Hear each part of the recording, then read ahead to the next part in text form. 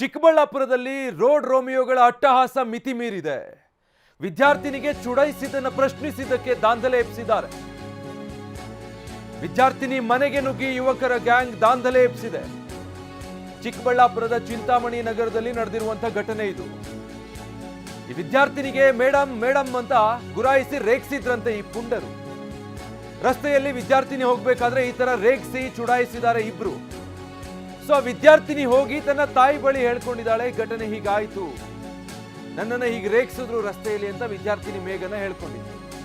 So ಪುಂಡರ ಕೃತ್ಯವನ್ನ ಮೇಘನ ತಾಯಿ ಪ್ರಶ್ನೆ ಮಾಡಿದ್ದಾರೆ, ಯಾಕೆ ಈ ತರ ರೇಗಿಸಿದ್ದೀರಿ ಅಂತ. ಇಷ್ಟಕ್ಕೆ ಸಿಟ್ಟಾದ ಪುಂಡರು ಮನೆ ಮೇಲೆ ಕಲ್ಲು ತೂರಾಟ ನಡೆಸಿದ್ದಾರೆ, ದಾಂಧಲೆ ಎಬ್ಬಿಸಿದ್ದಾರೆ.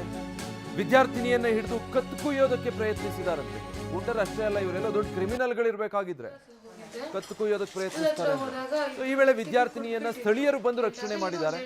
ಗಾಯಾಳು ವಿದ್ಯಾರ್ಥಿನಿ ಚಿಂತಾಮಣಿ ಸರ್ಕಾರಿ ಆಸ್ಪತ್ರೆಗೆ ದಾಖಲಾಗಿದ್ದಾರೆ. ಚಿಂತಾಮಣಿ ನಗರ ಪೊಲೀಸ್ ಠಾಣೆಯಲ್ಲಿ ಪ್ರಕರಣ ದಾಖಲಾಗಿದೆ.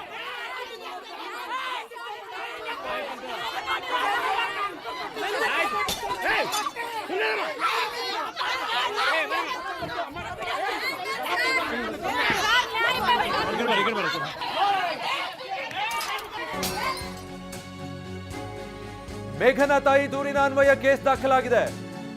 ಈ ಆರೋಪಿಗಳಿಗಾಗಿ ಚಿಂತಾಮಣಿ ಪೊಲೀಸರು ಬಲೆ ಬೀಸಿದ್ದಾರೆ. ಆರೋಪಿಗಳಾದ ಅಕ್ಷಯ್ ಮತ್ತೆ ಕಾರ್ತಿಕ್ ಇಬ್ಬರಿಗಾಗಿ ಪೊಲೀಸರು ಹುಡುಕಾಡ್ತಿದ್ದಾರೆ. ಘಟನೆ ನಂತರ ಈ ಆರೋಪಿಗಳು ಪರಾರಿಯಾಗಿದ್ದಾರೆ.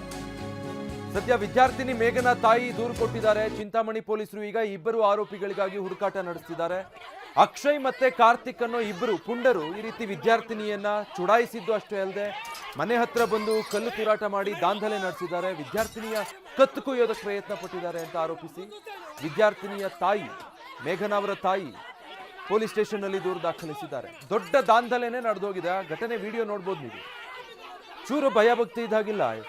ಚುಡಾಯಿಸಿರೋದಲ್ದೆ ಅದನ್ನ ಪ್ರಶ್ನೆ ಮಾಡಿದ್ದಕ್ಕೆ ಈ ಮನೆ ಹತ್ರ ಬಂದು ಇಷ್ಟರ ಮಟ್ಟಿಗೆ ದಾಂಧಲೆ ಎಬ್ಬಿಸ್ತಾರೆ ಅಂದ್ರೆ ಕಾನೂನಿನ ಭಯನೇ ಇಲ್ವಾ ಅಂದ್ರೆ ಈ ಪುಂಡರಿಗೆ ಅಂತ ಅನ್ಸುತ್ತೆ. ಹೆಣ್ಣು ಮಕ್ಕಳಿಗೆ ರಕ್ಷಣೆನೇ ಇಲ್ವಾ ಆಗಿದ್ರೆ ರೋಡಲ್ಲಿ ಹೋಗೋ ವಿದ್ಯಾರ್ಥಿನಿನ ಗುರಾಯಿಸ್ತಾರೆ, ಚುಡಾಯಿಸ್ತಾರೆ. ವಿದ್ಯಾರ್ಥಿನಿ ನೊಂದ್ಕೊಂಡು ಬಂದು ಅದನ್ನ ತನ್ನ ತಾಯಿ ಹತ್ರ ಹೇಳ್ಕೊಡ್ತಾಳೆ. ಆ ತಾಯಿ ಹೋಗಿ ಯಾಕೆ ನನ್ನ ಮಗಳನ್ನ ಚುಡಾಯಿಸಿದ್ರಿ ಅಂತ ಪ್ರಶ್ನೆ ಮಾಡಿದ್ದಕ್ಕೆ ಇಷ್ಟು ದೊಡ್ಡ ದಾಂಧಲೆ ನಡೆಸಿರೋದು. ಯಾವ ರೀತಿ ಇಂಥವ್ರಿಗೆ ಪೊಲೀಸರು ಎಡೆಮುರಿ ಕಟ್ಟಿ ಬುದ್ಧಿ ಕಲಿಸ್ಬೇಕು ಅಂದ್ರೆ ಇನ್ನೊಂದ್ಸಲ ರಸ್ತೆಯಲ್ಲಿ ಹೋಗ್ಬೇಕಾದ್ರೆ ಹೆಣ್ಮಕ್ಳನ್ನ ಕಣ್ಣೆತ್ತಿ ನೋಡೋದಕ್ಕೆ ಹೆದರ್ಕೊಳ್ಬೇಕು. ಇಲ್ಲ ಇಷ್ಟಕ್ಕೆ ಸುಮ್ಮನೆ ಬಿಟ್ರೆ ಈ ರೀತಿ ಹೆಣ್ಮಕ್ಳನ್ನ ಚುಡಾಯಿಸೋದು, ಮನೆ ಹತ್ರ ಬಂದು ಗಲಾಟೆ ಮಾಡೋದು, ಪೊಲೀಸರ ಭಯ ಕಾನೂನಿನ ಭಯ ಇಲ್ವಾ ಅಂತ ಆಗುತ್ತೆ. ಆಗ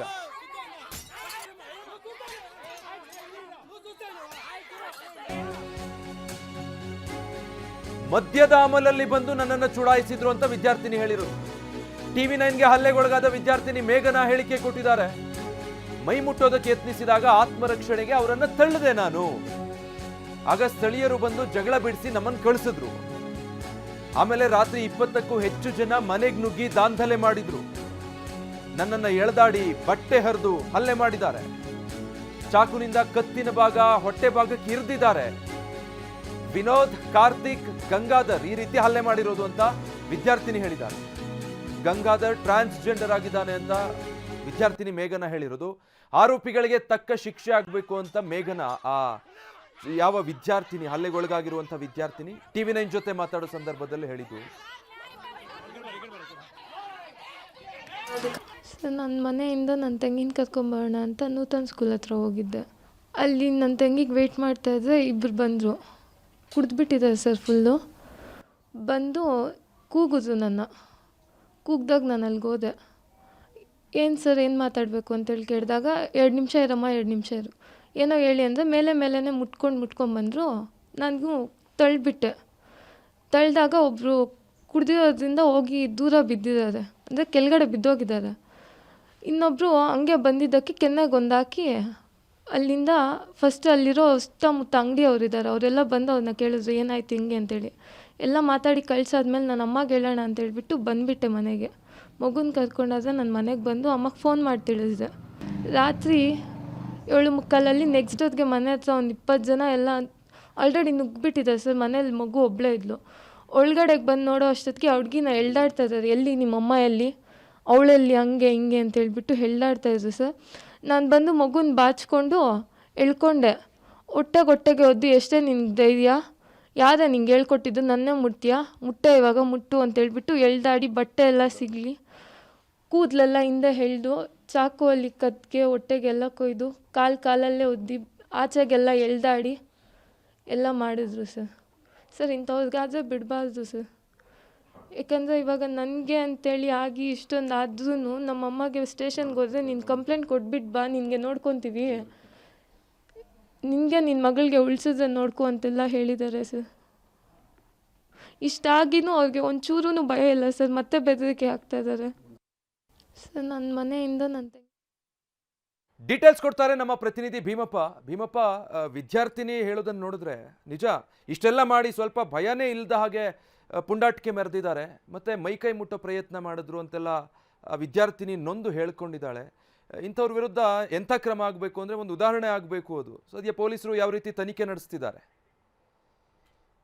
ಹೌದು, ತಾವು ಹೇಳಿದಾಗೆ ನೊಂದ ವಿದ್ಯಾರ್ಥಿನಿ ಮೇಘನಾ ಇದ್ದಾಳೆ. ಆಕೆ ಹೇಳೋ ಹಾಗೆ ನನಗೆ ಬಂದ ರೀತಿ ಯಾವ ಹುಡುಗಿಗೂ ಮಾಡಬಾರ್ದು, ಯಾಕೆಂದ್ರೆ ಸಾಕಷ್ಟು ಜನ ಧೈರ್ಯದಿಂದಿರೋದಿಲ್ಲ, ಹೆಚ್ಚು ಕಡಿಮೆ ಆಗತಕ್ಕಂಥ ಒಂದು ಪ್ರಸಂಗ ಇರುತ್ತೆ.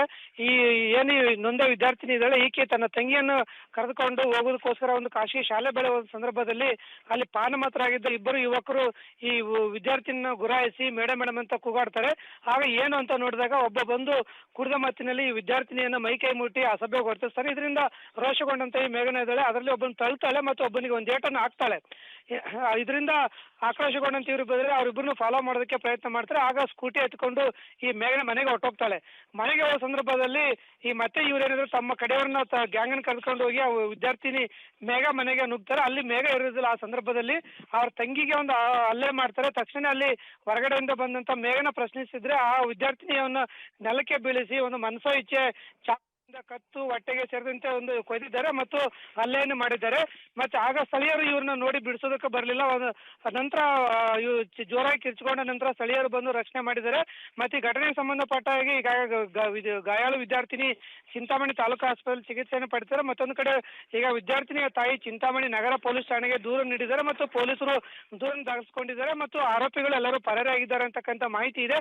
ಹಾಗಾಗಿ ಪೊಲೀಸರು ಆರೋಪಿಗಳಿಗಾಗಿ ಬಲೆ ಬೀಸಿದ್ದಾರೆ ಮತ್ತು ಸ್ವತಃ ಈ ಘಟನೆಯಿಂದ ವಿದ್ಯಾರ್ಥಿನಿ ತುಂಬಾ ಆಘಾತಕ್ಕೊಳಗಾಗಿದ್ದಾಳೆ. ಯಾಕೆಂತಂದ್ರೆ ತಾಯಿ ಮತ್ತು ಇಬ್ಬರು ಮಕ್ಕಳ ಜೊತೆ ಮನೇಲಿ ಇರಬೇಕಾದ್ರೆ ಈ ರೀತಿ ಬಂದು ಅದು ಮನೆ ಮುಂದೆ ಸಾರ್ವಜನಿಕರ ಸಮ್ಮುಖದಲ್ಲಿ ಮನೆ ಮೇಲೆ ಕಲ್ಲು ತೂರಾಟ ಮಾಡ್ತಾರೆ, ಮನೆಯ ಕಿಟಕಿ ಗ್ಲಾಸ್ಗಳನ್ನು ಒಡೆದಾಕ್ತಾರೆ, ಮನಸೋ ಇಚ್ಛೆ ಬಂದು ಚಾಕುವಿನಿಂದ ಹಲ್ಲೆ ಮಾಡ್ತಾರೆ. ಆ ಸಂದರ್ಭದಲ್ಲಿ ನಾವು ವಿನೋಬ ಕಾಲೋನಿಯವರು ನಮ್ಮನ್ನ ನೀವು ಟಚ್ ಮಾಡ್ತೀಯ, ನನಗೆ ಹೊಡಿತೀಯ, ನಿನಗೆ ಎಷ್ಟು ಧೈರ್ಯ ಅನ್ನೋ ರೀತಿಯಲ್ಲಿ ಒಬ್ಬ ಹುಡುಗಿ, ಅದು ಹೆಣ್ಣು ಮಗಳು ಅನ್ನೋ ಒಂದು ಕರುಣೆ ಇಲ್ಲದೆ ತುಂಬಾ ವಿಕೃತವಾಗಿ ವರ್ತಿಸಿದ್ದಾರೆ. ಇದರಿಂದ ಆ ವಿದ್ಯಾರ್ಥಿನಿ ಆಘಾತಕ್ಕೊಳಗಾಗಿದ್ದಾಳೆ. ಮತ್ತು ಪೊಲೀಸರು ಇದಕ್ಕೆಲ್ಲ ಉತ್ತರ ಕೊಡಬೇಕಾಗುತ್ತೆ. ಚಿಂತಾಮಣಿಯಲ್ಲಿ ಆಡಾಗಲೇ ಈ ರೀತಿ ಘಟನೆಗಳು ನಡೆಯುತ್ತೆ ಮತ್ತು ಇದುವರೆಗೂ ಆರೋಪಿಗಳನ್ನು ಬಂಧಿಸಿಲ್ಲ ಅಂತಂದ್ರೆ ಚಿಂತಾಮಣಿ ನಗರ ಠಾಣೆ ಪೊಲೀಸರು ಎಲ್ಲ ಒಂದ್ ಕಡೆಗೆ ನಿರ್ಲಕ್ಷ್ಯ ತೋರಿದಾರಂತಕ್ಕಂಥ ಆರೋಪಗಳು ಸಹ ಕೇಳಿ ಬರ್ತಾ ಇದೆ. Vijay, thank you Bhimappa.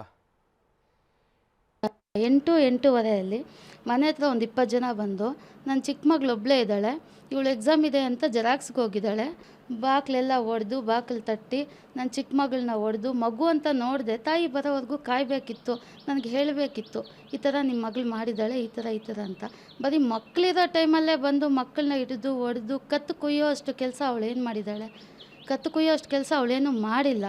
ಅವಳು ಕತ್ತು ಕುಯ್ದು ಹೊಟ್ಟೆಗೆ ಚಾಕು ಹಾಕಿ ಕತ್ತಿಗೆ ಚಾಕು ಹಾಕಿ ಚಿಕ್ಕ ಮಗು ಅಂತ ನೋಡಿದೆ, ಮಗುನ ಇಟ್ಕೊಂಡು ಹೊಡೆದಿದ್ದಾರೆ, ಚಿಕ್ಕ ಮಗುನ ಇಟ್ಕೊಂಡು ಹೊಡೆದಿದ್ದಾರೆ, ಬಾಕ್ಲೆಲ್ಲ ಹೊಡೆದಾಕಿದ್ದಾರೆ, ಕಿಟಕಿ ಬಾಕ್ಲು ಮನೆ ಎಲ್ಲ ಹೊಡೆದಾಕಿದ್ದಾರೆ.